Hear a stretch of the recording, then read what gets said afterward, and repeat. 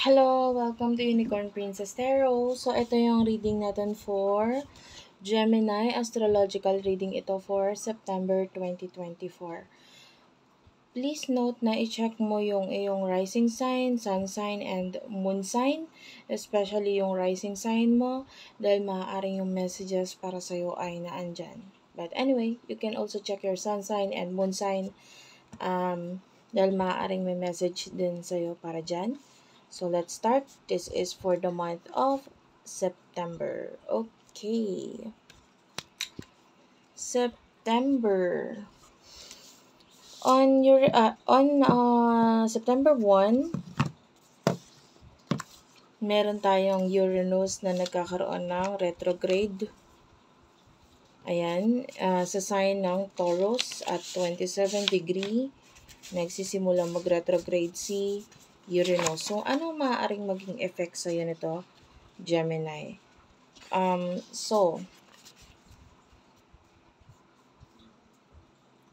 This is happening in your, wait lang, yan, 12th house. Okay? So, ito ay nagkakaroon ng pag-i-square sa iyong moon at sa iyong Mercury. Ngayon, pwedeng there's a problem with regard sa communication pagdating sa like maybe with regards to your siblings, with regards to your neighbor, ayan, mga kapitbahay. There's a high chance na pwedeng may hindi magandang news, bad news na dumating or sabihin sa'yo. Hindi naman sa lahat, but some of you, it has something to do with, a death of someone or someone na pwedeng nagkaroon ng sakit or what. And there's a tendency, especially si Pluto mo is nasa 8th house. So, yeah, it could be pag-uusap regarding someone na may edad sa family, kung hindi man death, maybe maybe pag-uusap lang regarding an old person. And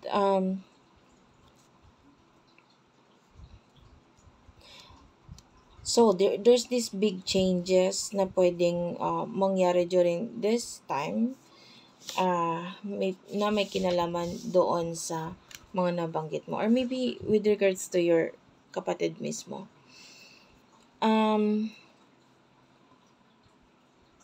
Yeah, yung pag-uusap din regarding inheritance is possible during this time. So on September 2, si Pluto aalis na siya na muna ng saglit lang siyang aalis sa Aquarius, and magkakaroon si Pluto naka-retrograde siya pero babalik siya kay Capricorn. Ito ay last na balik na ni Pluto kay Capricorn. Okay? And mangyayari ito September 2 hanggang November 19, 20, ganyan. Yun yung transit niya. And then, matatagalan na ulit siyang makabalik dyan. Like, aabuti na naman ng 200 years. So, this is the last time in our lifetime dito, in your lifetime, na mararanasan mo ito, na babalik si Pluto kay Aquarius. Ngayon, ito ay nagkakaroon ng trining with Uranus, trining with Venus, and square with Moon. Okay, so ang nangyayari dito, this is happening in your 8th house. Maybe may mga kailangan kang ayusin nga na with regards to legal matter, with regards to shared resources, or pwedeng money of your partner or money ng someone na nawala na, or yumao na, pwedeng ganun. Or maybe this talks about legal matter, inheritance, taxes, na pwedeng hindi mo kasi pwedeng kalimutan, or hindi mo pwedeng hindi mo pwedeng isang tabi, hindi mo pwedeng iwasan. Like maybe loans or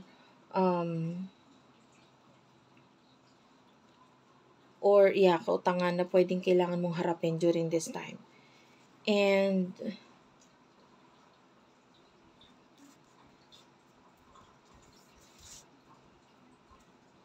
some of you, pwedeng maapektuhan ang iyong family. Yan, regarding this matter. Or pwedeng sila mismo din ang makatulong sa'yo. So, take note of that.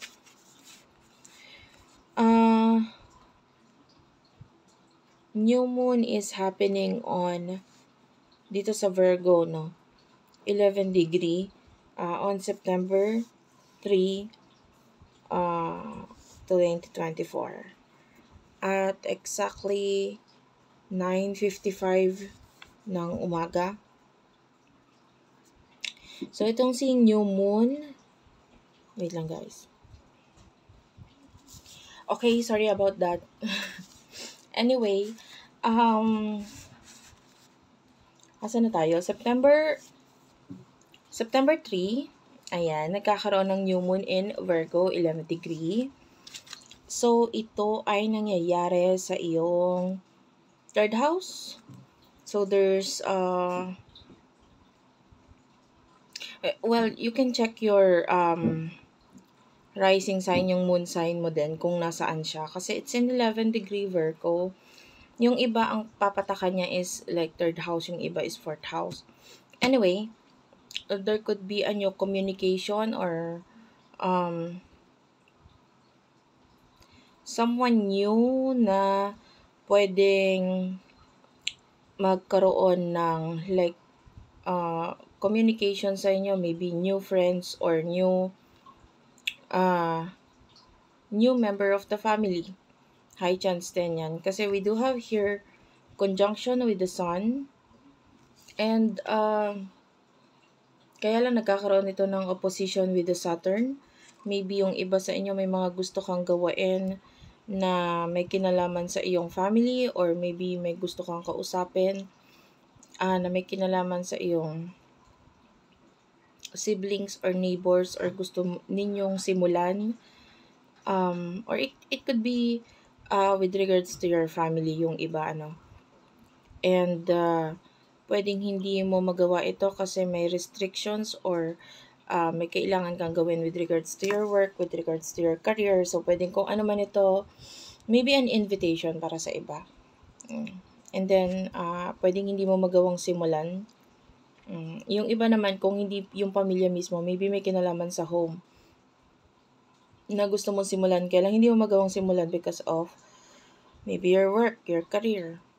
Ayan. And on September 4, Venus, nagkakaroon siya ng conjunction with Lilith.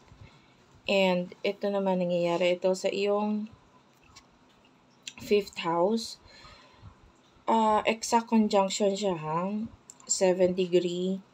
So, ito ay nangyayari sa iyong 5th house. Some of you, there's a high chance of a person na magkakaroon ng like maybe secret relationship or secret connection sa inyo nitong taong ito, and maybe hindi pwede because of maybe some of you, you're already in a relationship, or yung person na ito is already in a relationship. And yung iba naman, kung hindi relationship mismo, there's someone na pwedeng maging a person who already have a child ang pwedeng magka-interest or magka-gusto sa'yo. Okay? And some of you,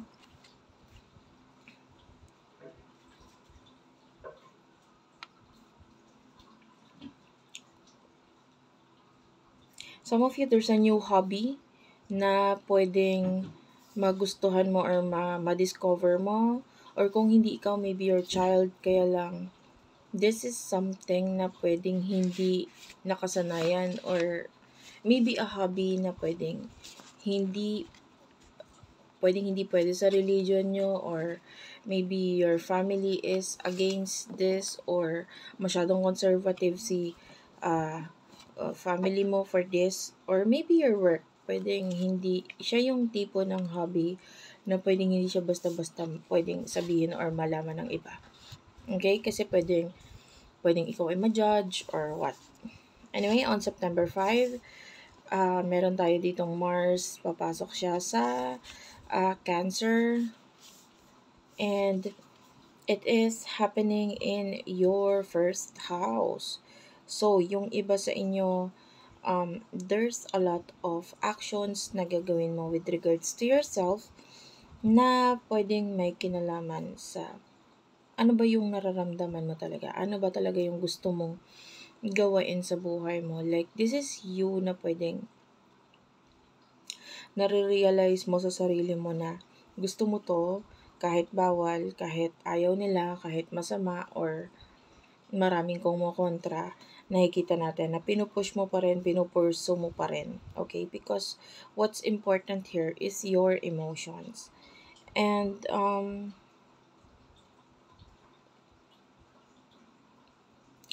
yung iba could be a relationship na mailalagay siya, or, pwedeng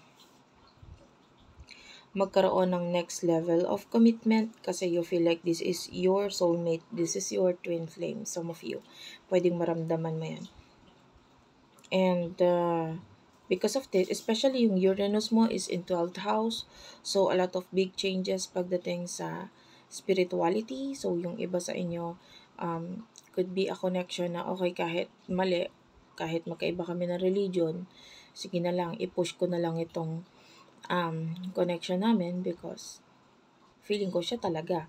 Ganun. And some of you, maybe it has something to do with a partnership or a relationship or maybe a hobby na pwedeng be careful lang yung iba kasi maybe pag sobrang affected ka ng emotions mo, pwedeng may mga magawa kang like hobby na hindi makakabuti with regards to your health. Be mindful of that. Okay? Kasi pwedeng this is something na pwedeng gusto mong i-express yung sarili mo during this time. So, may mga actions ka na gagawin in order for you na mai-express yung sarili mo. Pero yung iba, kung ganun yung usapin, pwedeng kung bawal or hindi pwede, ilabas sa hobby na pwedeng hindi pwede talaga kasi pwedeng ang ang isa-sacrifice mo or ang isa sa alang-alang mo is yung health mo. So, mag-ingat. Okay.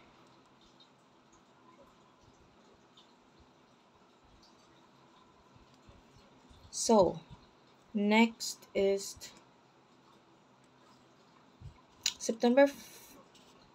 wait lang.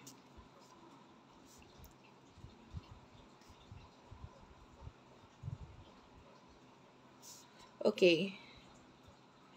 Sumunod na event is September 9. Si Mercury, papasok naman siya ng Virgo. Okay. Si Mercury, papasok siya ng Virgo and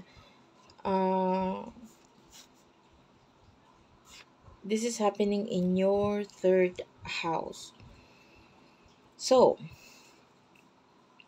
some of you, new communication na pwedeng itong communication na ito ay it's having sextile with your Mars. Pwedeng ikaw mismo yung naggawa ng communication na yun, nagsimula. And pwedeng some kind of support ang gagawin mo with regards to this person na makakausap mo during this time. It could be your siblings, your neighbors, or pwede rin namang mga tao na nakakaranas ng mga mental issues. So, pwedeng ganun. Or this could be you na pwedeng kakausap. If this is yun na nabanggit ko nga na pwedeng magkaroon ng problem with regards to your health and pwedeng magkaroon ng hobbies na nakaka-apekto sa iyong health. And pwedeng may kapatid ka or kapitbahay ka na mapansin na hindi maganda ginagawa mo, and during this time pwedeng kausapin ka nila regarding dito, magkakaroon ng pag-uusap. And of course, pwedeng with the squaring of Uranus, nasa sayo naman yun, but some of you, there's this feeling na parang mahirap baguhin agad-agad. Okay? Mahirap na tanggalin agad-agad. Maybe, lalo na kung ito ay may kinalaman sa, maybe yung gusto mo talagang gawin, like yung pagpupuyat, yung iba sa inyo. Gusto mo magpuyat, this is your hobby, na-discover mo yung mga masasayang gagawain tuwing madaling araw, and it's affecting your health, and kaya lang ang hirap na baguhin agad-agad, parang ganun. So, nagkakaroon ng conflict with regards to that. Next event is on September 18, merong full moon. And itong full moon na to is actually, this is a lunar eclipse. So, it is happening in your 10th house. And actually, yung lunar eclipse kasi, it's like something na parang this is what is real, no, na hindi mo pwedeng itago sa sarili mo. This is something na pwedeng nakikita mo dati or napapansin mo na dati, pero parang hindi mo masyadong inaalintana, or there could be blockage here, pero during this eclipse pwedeng mas magkaroon ng parang clarity for you, maging mas clear para sa'yo. And pwedeng magkaroon ng i-reveal niya talaga sa'yo kung ano yung mga bagay sa buhay mo na dapat mong baguhin.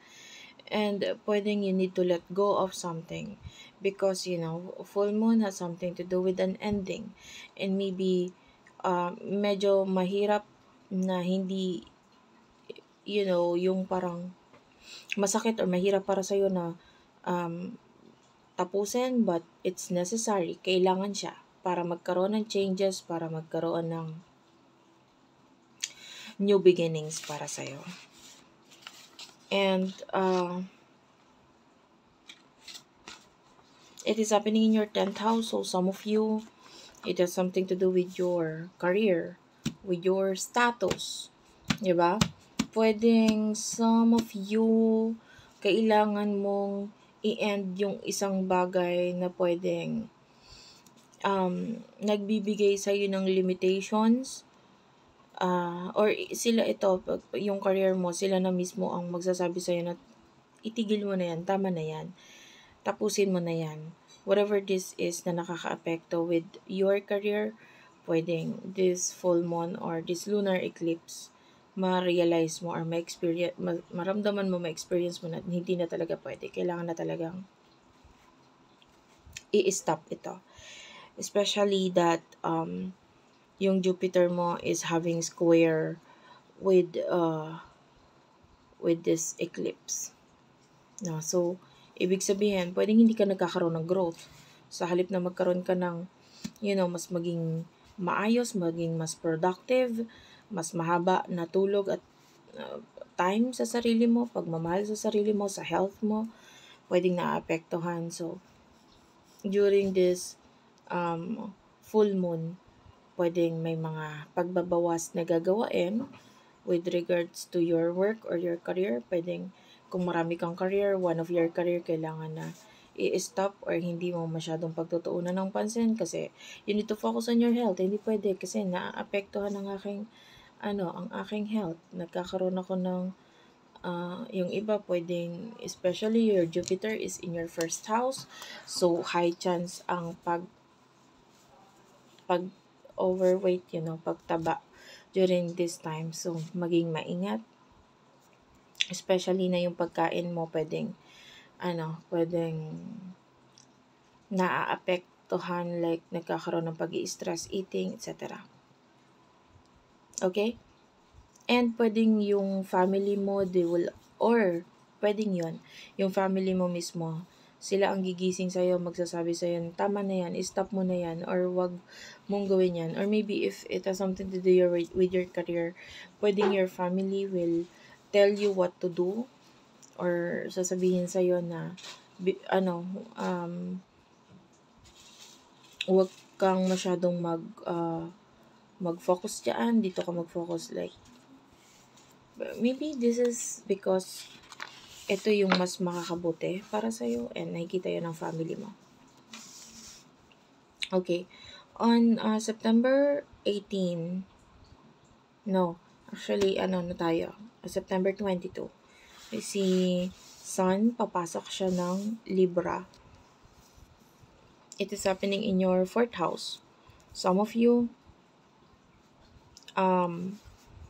there's something here with regards sa yung home ang pwedeng mag-create ng big change, like some of you transformation with regards sa home nagagawain or pag-uusap regarding maybe pagbabaguhin with regards sa home, pag-aayos ng mga gamit, paglilipat, yung iba could be, especially the 12th, the Uranus is having trining with the Sun.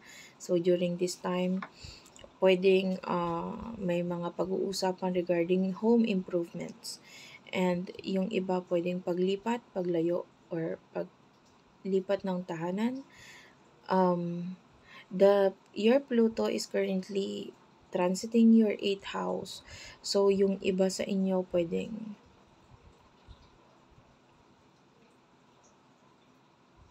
during this time maisipan mong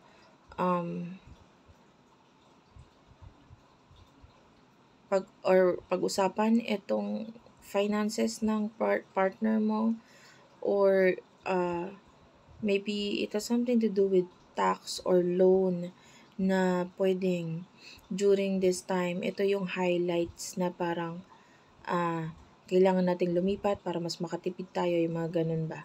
Kailangan nating baguhin yung sistema with regards sa home para maging mas maayos or maging mas maganda ang mas maliwalas. Yung iba nga may kung hindi man yung home mismo ang papalitan, yung pagre-renovate, pag-aayos ng mga gamit.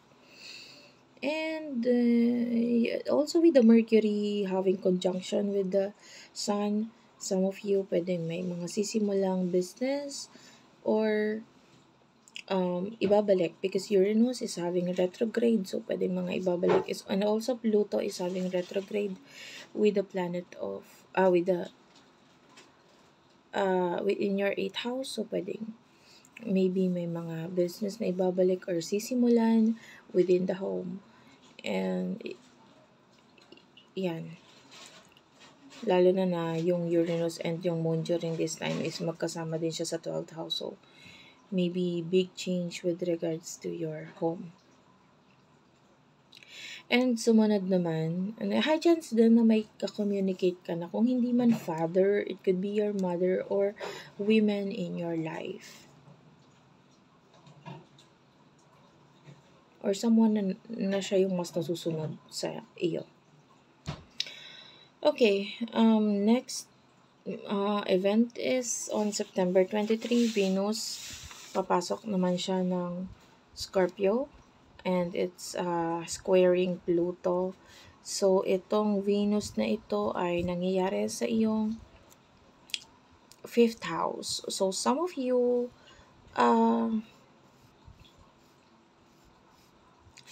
there's some kind of like possible na pag-iwas, or could be your partner dahil meron siyang bagong work or bagong pinagkakabalahan, or maybe hobby.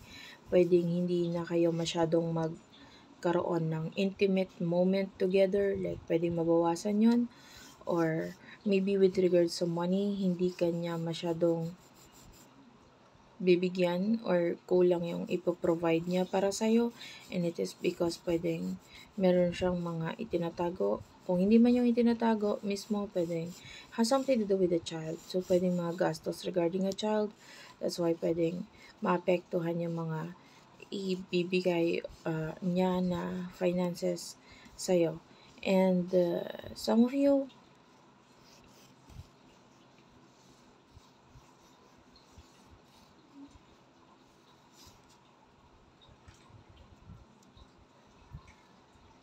your Saturn is having trine with your Mars in the second house.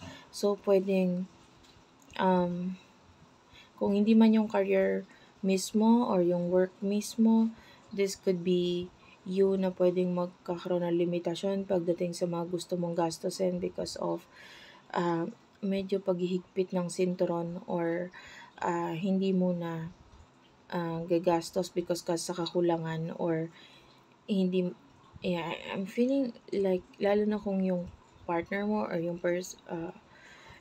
partner mo with regards to love, siya yung nagpo-provide para sa'yo. So, there could be limitations here. And yung limitation na yun, maybe, kaya siya gagawin yung iba sa inyo kasi may pinaplanong negosyo or may mga sinimula ng negosyo. So, that's why, pwedeng yung pera ni partner is napunta doon. Maybe sa pagbabayad ng loan or pagbabayad ng tax, pagbabayad ng mga kailangan mo ng bayaran, bills, etc. And or pwedeng may kinalaman sa home. Okay?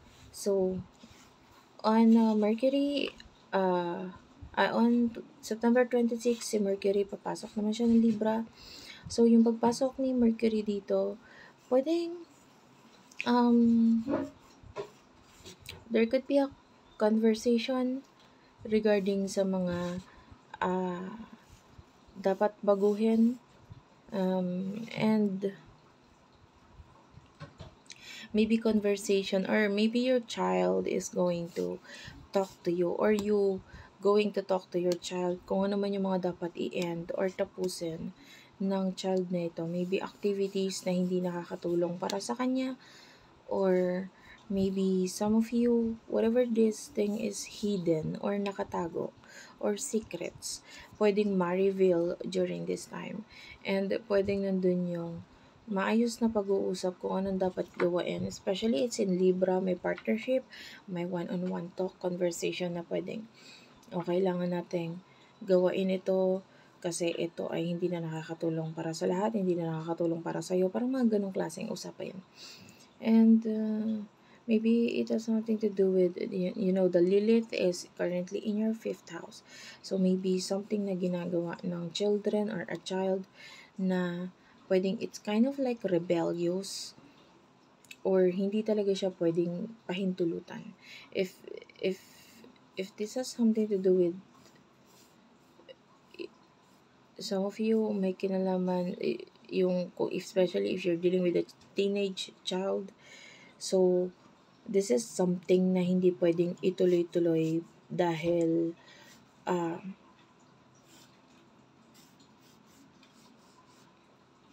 some of you, pwedeng malaman mo na yung child mo is in a relationship with someone, lalo na kung hindi pa siya pwede or masyado pa siyang bata, or maybe having sex with someone. So, high chance of dealing with that matter during this time. And with regards to your business, kagandahan lang dito, mas magiging mas creative ka during this time. Lalo na kung yung business mo is something na hindi ka masyadong nakikisalamuha sa iba, or yung mas magiging mas spiritually open ka kasi dito. And kung yung business mo is something na sabihin na natin pwedeng may kinalaman sa sa spirituality, so pwedeng mag-boom din ito. Or you with regards to your hobby. Maganda yung iba sa inyo, kung gusto mo magkaroon ng pagbabago with regards to your health, mas maganda kung gagawin mo ito, and ititigil mo or tatapusin mo yung mga hindi healthy habits for you. Like, instead of playing mobile games yung iba, maybe why not go to the park and maglakad-lakad, ganyan. And hindi ko kasi gusto yung placement ni Pluto and ni Uranus. It's in your 8th house and your 12th house. So, kung ano man yung mga ginagawa mo ngayon, it's like kinakatok ka ngayon na baguhin mo, lalo na kung hindi healthy. Kasi pwedeng mag-sacrifice ka nito in the future. Okay? Pwedeng mangyari is that singilin ka. And this can, pwedeng mag-cause ito ng iyong death or and the Pluto is like transformation and death, and Uranus is big change. So, unpredictable change. So, this could be, pwede magdulot din ng unpredictable death for you in the future. So, mind you, this is just a guide. Hindi kita tinatakot. This is just a guide. So, alam mo yun kung sa sarili mo, kung may dapat kang baguhin, ayusin. And now is the right time to do that. Now, October 1, si Sun, nagkakaroon siya ng conjunction with the Mercury, and ito ay nagkakaroon ng squaring with your planet Mars in your second house. So,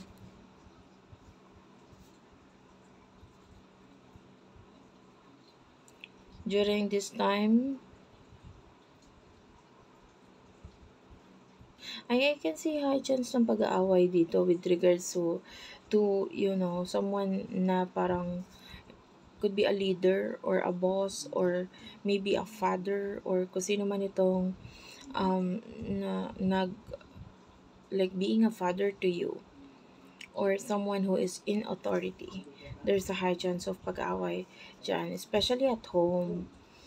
Kasi pwedeng may mga sasabihin or pag-aaway regarding money, high chance of that. And especially, it's having opposition with the Neptune. So, yung mga bagay na hindi masabi noon, pwedeng ngayon siya marireveal or ngayon siya masasabi. So, this could be you rin na pwedeng mabanggit mo ito dito sa person na ito during this time. So, high chance of pag-aaway. So, be careful.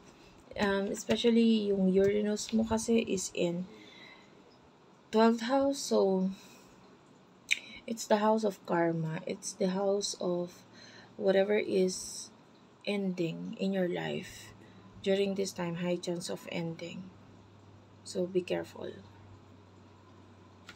So, that's it for now. Thank you for watching, guys. If you want to book a personal reading, Jing Tarot Readers, Tarot reading yon. And for astrological reading, open ako. Actually, medyo busy na ako eh.